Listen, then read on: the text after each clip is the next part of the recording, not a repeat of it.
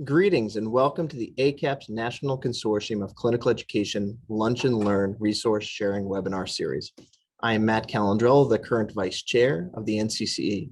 We are excited to bring you this pre-recorded content relevant to the clinical education community. We've listened to the stakeholders within the CE community and our membership for real-life, tangible resources and processes that other institutions, both academic and clinical, are using to be successful in their practice of clinical education. These resources span the entire spectrum of system processes, organization of vital information, ways to incorporate early learning, reflective practices, outcomes, and assessments. It is our hope these webinars are both digestible and applicable, that pieces can be borrowed and tweaked in real time and applied within our own program with an end goal always being excellence in clinical education through best practice. We're honored that the CE community is so very engaged and dynamic. We hope that you will share these resources with critical stakeholders and partnerships within your own clinical education community. If you have any question regarding clinical education, are interested in learning how to join ACAP or NCCE, have an idea or would like to present via a resource webinar, we'd love to hear from you. We can easily be reached at ncce@acap.org. And if you haven't been to the acap.org webpage recently, please do so. There are growing and countless resources each and every week. Again, welcome and enjoy. Hello, and thank you for joining us today for addressing interprofessional practice in clinical education. I'm Brandy Schwartz, and I'm the Director of Clinical Education at the University of North Texas Health Science Center in Fort Worth. I'm here today with two of my colleagues, Cynthia Carroll and Steve Ray, and I'm going to let them tell you a little bit more about themselves. Hi, I'm Cynthia Carroll. I help run the interprofessional practice education programming for students, faculty, and preceptors here at the Health Science Center. Hi, my name is Steve Ray. I'm a clinician at Baylor Scott and White Hospital in downtown Fort Worth. I've been a clinician for 22 years. I take about 4 students a year using the 2-to-1 model, and I facilitate a CI mentoring group and a mentoring group for new graduates here at the hospital. By the end of this presentation, we hope that you can define the basic terminology related to interprofessional education, that you can summarize the accreditation standards for IPE as they pertain to clinical education, that you'll be able to explain the value of IPE in the clinical setting specifically. And we hope also to provide you with some strategies so that you can integrate IPE into the student clinical experiences. So to begin, we want to just provide some baseline information with the operational definitions of interprofessional practice education. So interprofessional education was defined by the World Health Organization back in 2010, and it occurs when students from 2 or more professions learn about, from, and with each other to enable effective collaboration and to improve health outcomes. Going further, interprofessional practice occurs when multiple health workers from different professional backgrounds work together with patients, families, and communities to deliver the highest quality of care.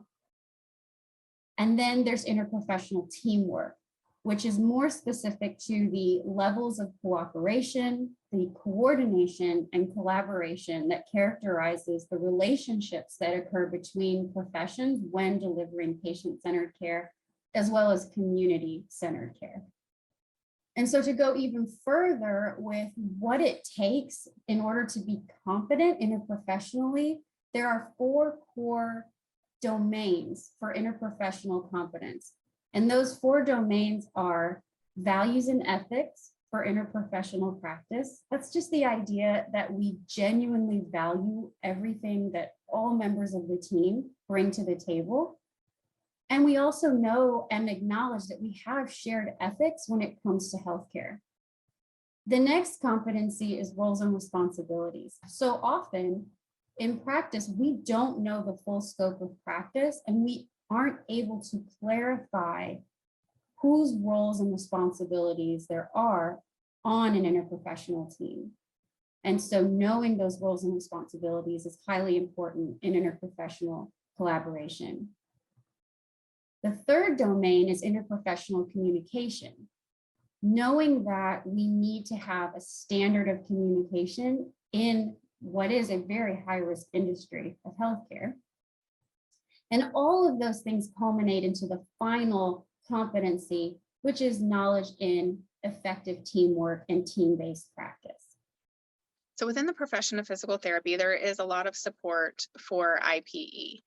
The APTA supports interprofessional education and practice, encourages member engagement in team-based services, and is a supporting organization of the Interprofessional Education Collaborative.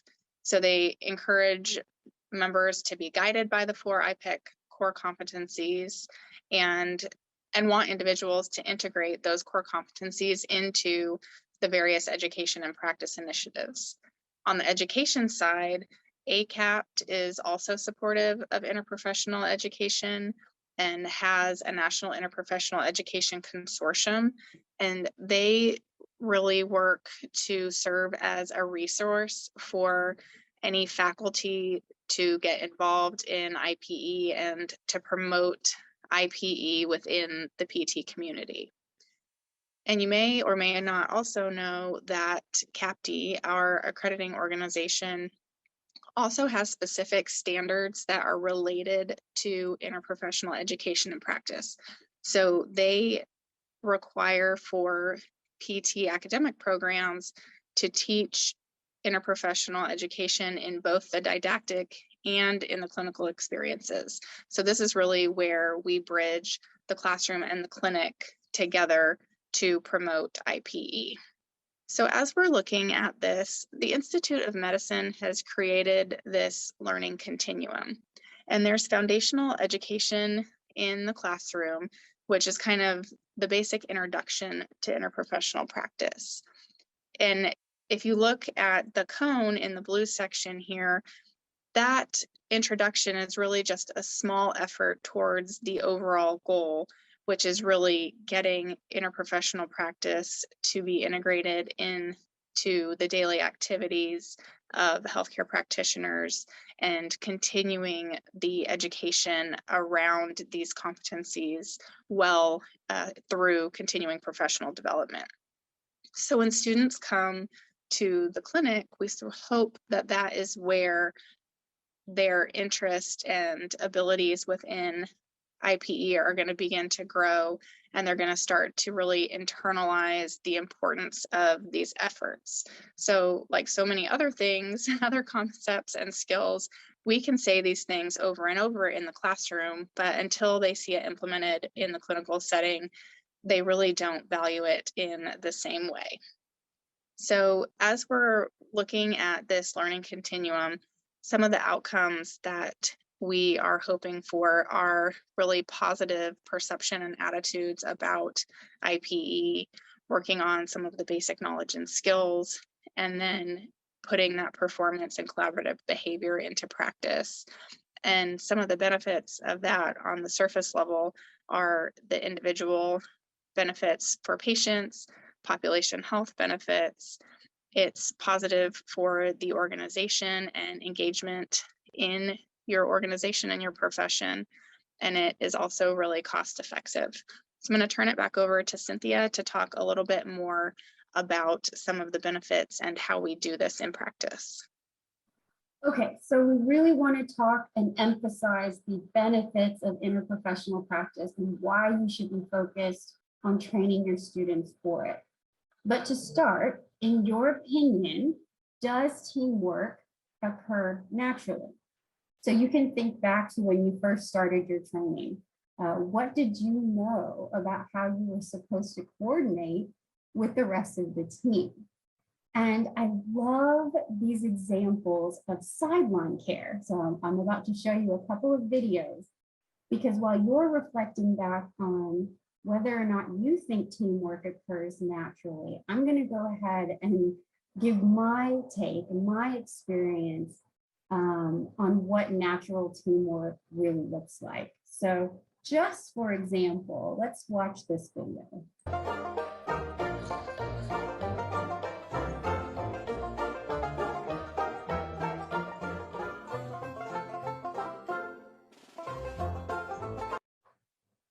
Okay, that's one example.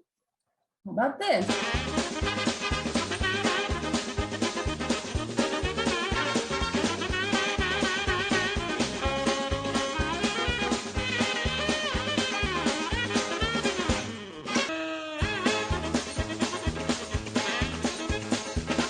Maybe this.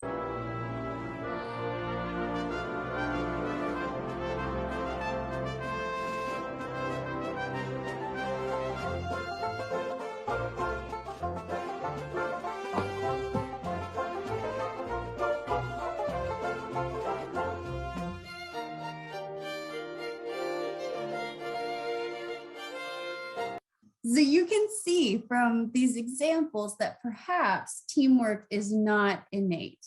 You have two individuals trying to execute a job together, but they clearly don't have a shared mental model or goal as they're trying to transport the patient across the field. And when we're talking about interprofessional practice, we're at its core, it is about teams and effective teamwork and efficient teaming. So firstly, teams are defined by Solis and Tenenbaum, and they have so much research out there when it comes to healthcare teams.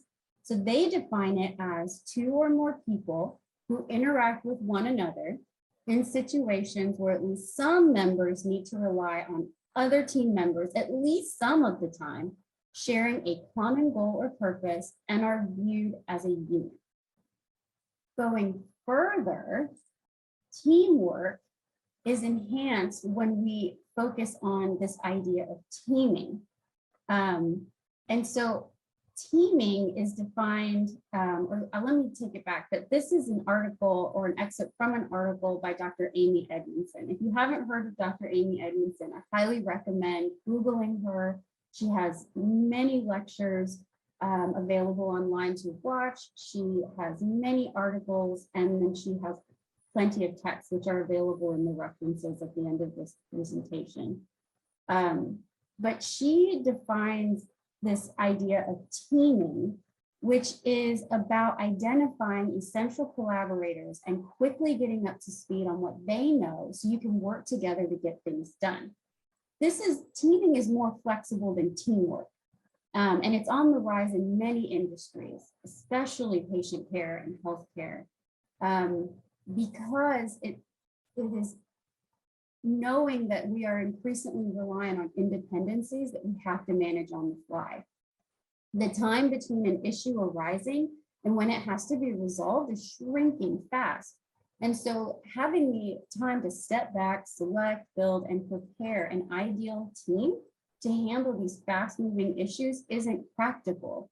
So this idea of teaming where you have to assimilate quickly and come together quickly to have an efficient outcome or an effective outcome is really here to stay.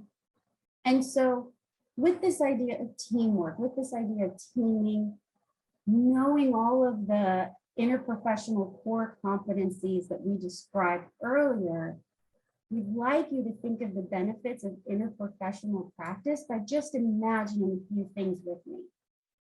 For example, imagine valuing all entities within the team structure. So that's the core team, but that's also the ancillary team, the PRN team members, the contracted team members.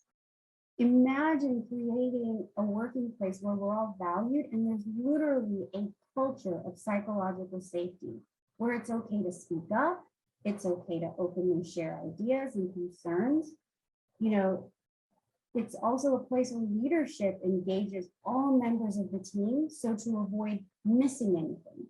Hubris and ego are no longer an element of the culture. So imagine that. Imagine the benefit of working in a culture like that. The next core competency was roles and responsibilities. So just imagine knowing the scope of practice of everyone that's on the team and being able to maximize on that. I know that you probably have experience where everybody's always calling PT for this one thing, not realizing that there are other professions that can support that area. And so really being able to maximize everyone's roles and responsibilities and being able to clarify, this is what I'm going to do and this is what you're going to do.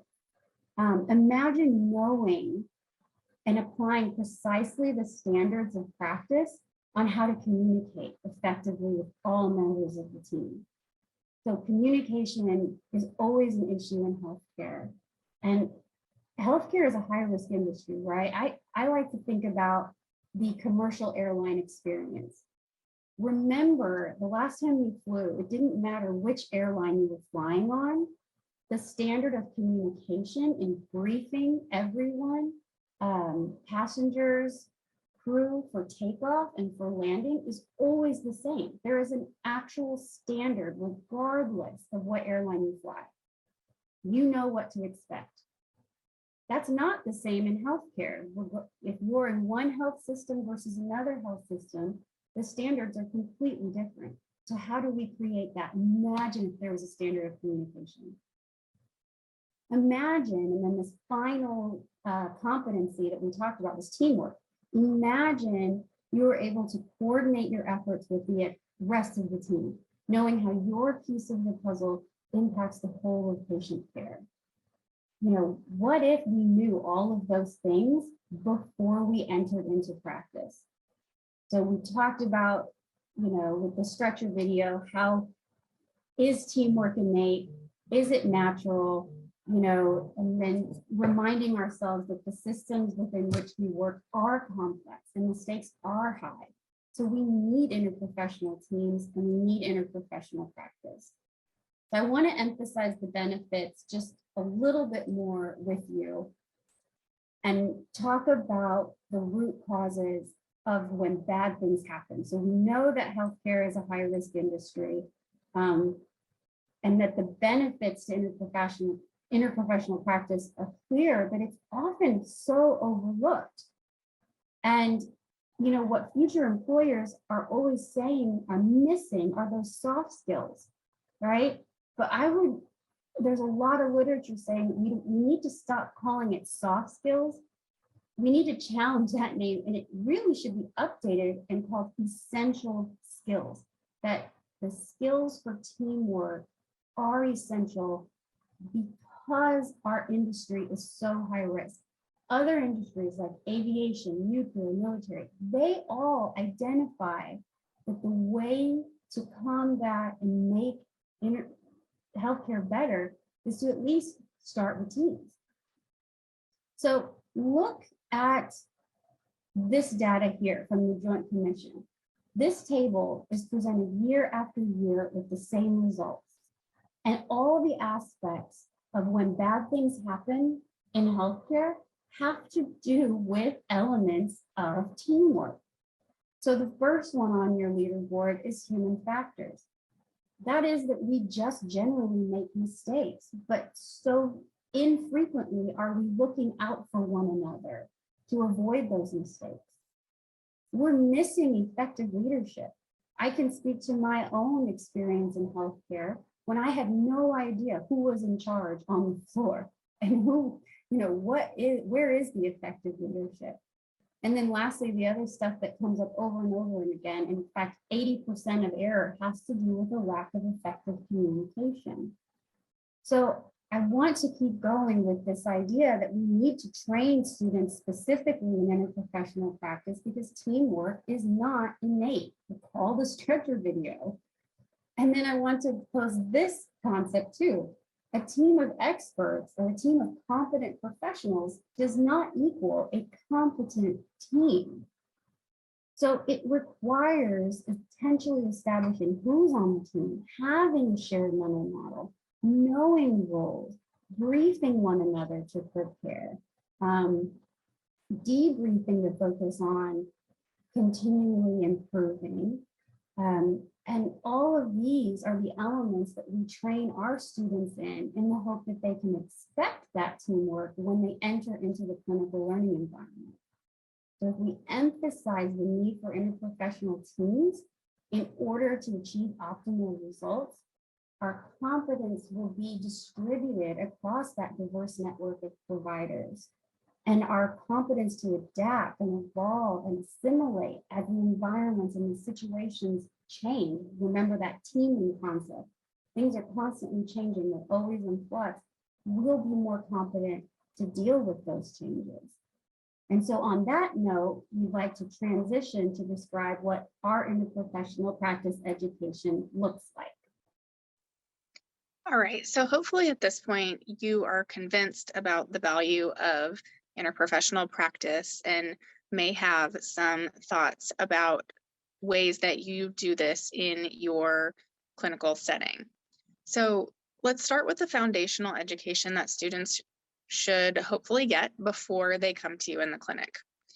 So all students should come to the clinic with at least some knowledge and experience with interprofessional education, although the breadth and depth of that experience is going to vary between the institutions. So students will likely have explored the IPEC core competencies and have had the opportunity to meet either in person or virtually with students from other professions to learn about the scope of practice and the roles of those professions, and possibly to work collaboratively on a case or a project. But because all institutions are different, students may have had the chance to only meet with one other profession, or they may have had the chance to work repeatedly with multiple professions. So you may want to kind of talk to your student first to see what their background is with IPE and sort of what experiences they have coming in so that you can better design something for the clinical experience. As we discussed, interprofessional practice and collaboration is an expectation in the classroom and in the clinic. And so how that is implemented and assessed is going to vary across clinical sites, just as it does across educational programs. So you may see the PT manual for the assessment of clinical skills, and that has an interprofessional practice specific skill that is required to be checked off. The clinical performance instrument includes interprofessional care as a component of their plan of care criteria, and the clinical internship evaluation tool includes components of IPE under the professional behaviors and communication skills section. So you may see that popping up in different areas, but what is it that we are really looking for the students to be able to do? So we want the students to work collaboratively with patients, families, and providers of a variety of different professions. We want them to be able to clearly communicate their roles and responsibilities in a way that is understandable and organized and succinct. We want them to be able to listen and encourage input from patients and from other providers. We want them to engage other team members in shared patient-centered problem solving. And should conflict arise, we want them to be able to manage that conflict effectively. So in looking at how to better incorporate interprofessional education into a clinical experience, you can start pretty simply by just modeling the way.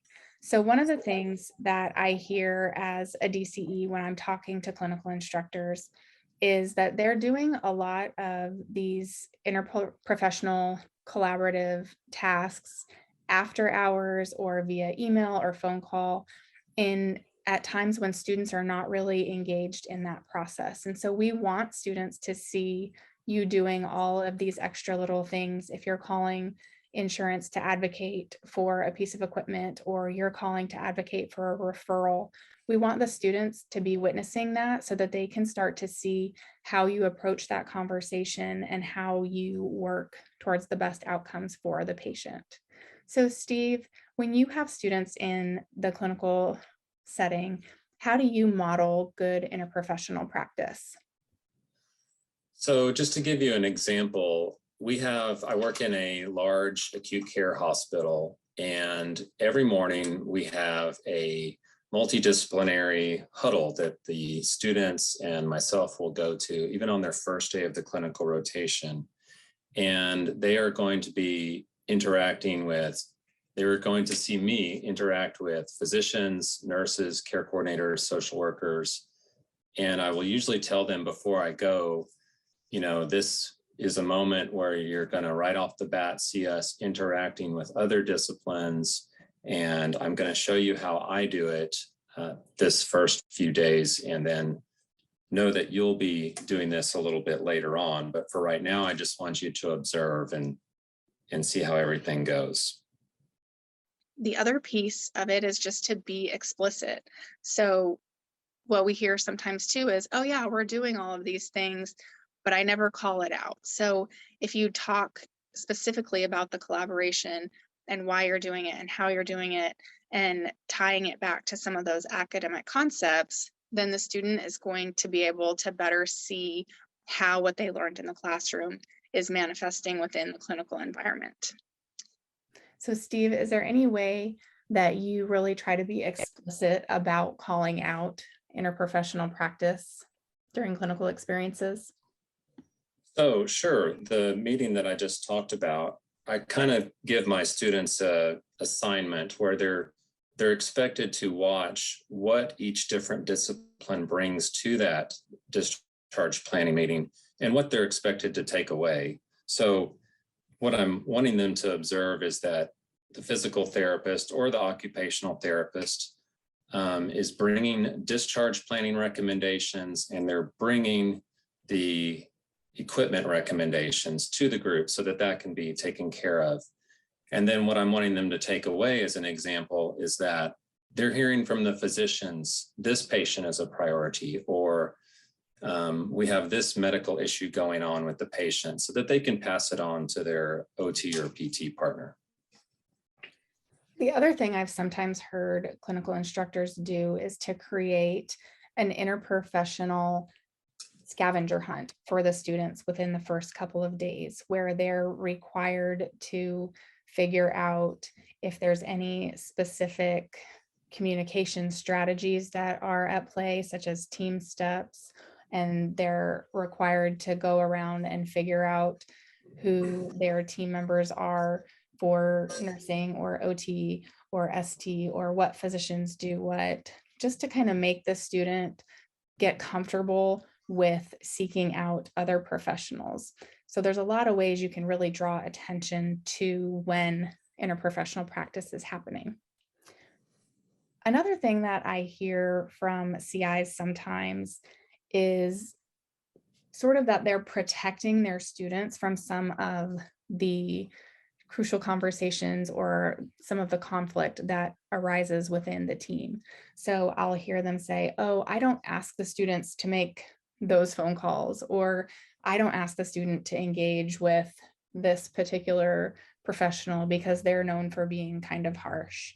And so we really want the students to have the opportunity to work through those challenging situations with the support of their clinical instructor. So by protecting them, you're not giving them the opportunity to build confidence in handling those situations, which will hopefully not, but most likely occur at some point during their professional career.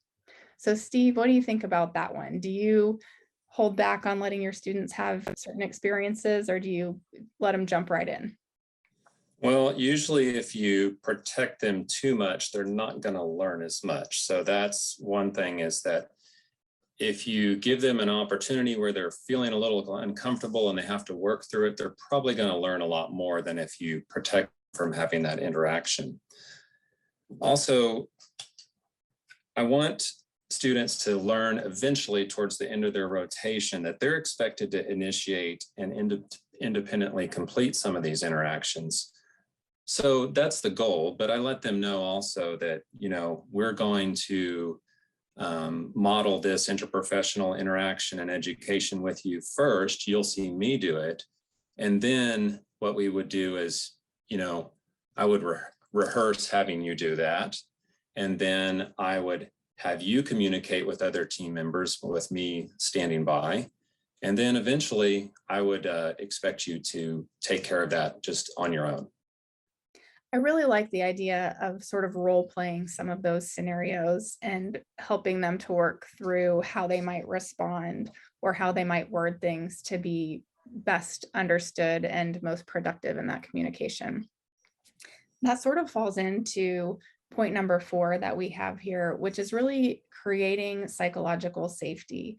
So as a CI, if you can create an environment where the student feels really comfortable in speaking up and they're not having any fear of feeling stupid or any fear of retribution for bringing something to the table.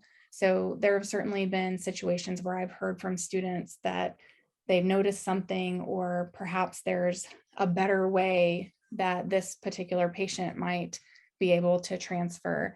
And they're really hesitant to bring that up to the care team because they feel like they're just a student, or that somebody's going to get frustrated with them for jumping in. But I think if there's an environment of psychological safety created, then they'll really feel free to speak up and share their ideas and get feedback on those ideas. And there's a lot of growth that can happen when they feel comfortable. So Steve, do you want to jump in and talk about how you do that with your students? Sure. An easy way to go about doing this is really at the very beginning of a student's clinical rotation, when they're following you around for maybe a day or two with not a lot of activity that they're doing on their own.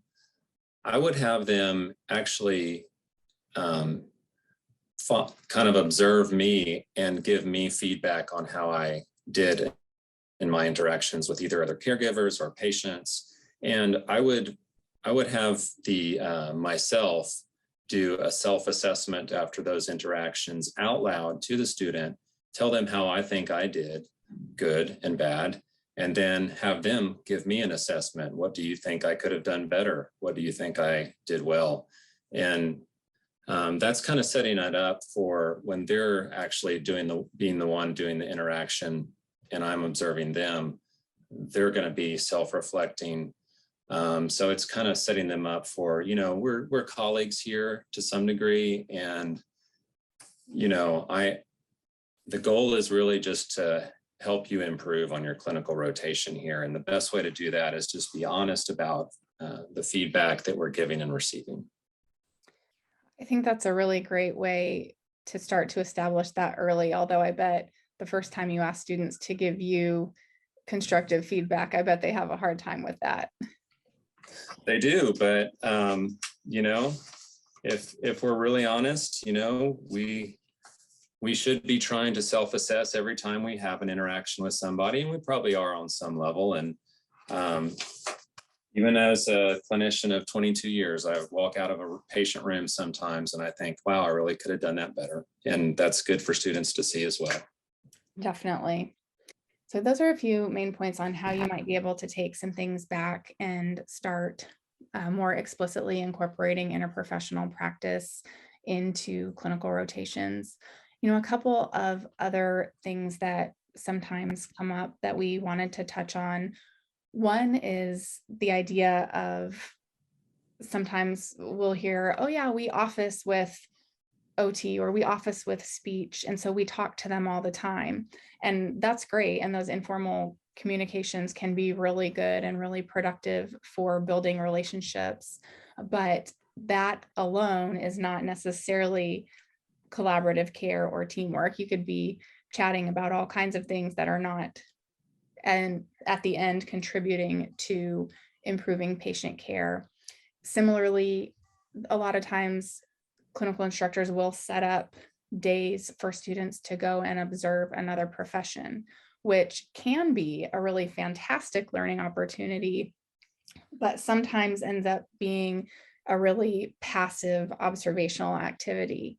So Steve, I'm going to let you jump in and talk about some of the things that you encourage the students to do or to look for during those days where they're observing other professions to really pull it back to the IPEC core competencies with roles and responsibilities and interprofessional communication. Yeah, sure. The observation day is great, but it shouldn't be seen as just a kind of a free time to kind of get a generalized idea of what another discipline does.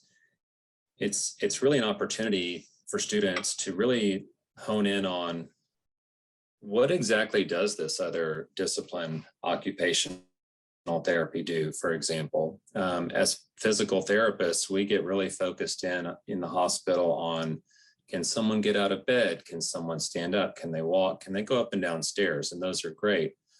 But, you know, the occupational therapist, the student should be observing, are they able to get off the toilet? Can they toilet themselves? Can they be safe taking a shower? Do they have the cognitive ability to handle different tasks that they'll be doing at home? So this is the kind of targeted skills that we should be looking for when we're doing those shadowing days.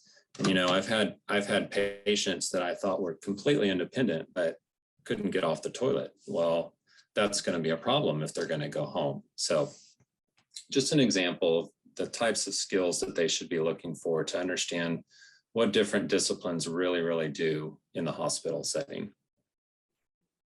You know, I think what you're describing there is also a really good opportunity for students to think about when their patients might need a referral to another discipline and which discipline best fits the skill set or scope of practice that might be needed.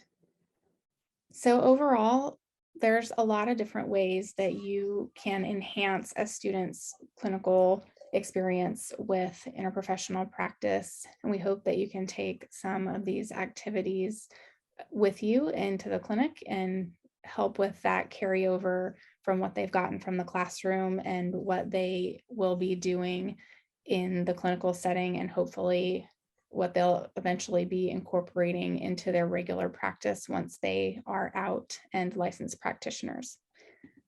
So we thank you so much for joining us, and please feel free to reach out if you have any other questions. Thank you.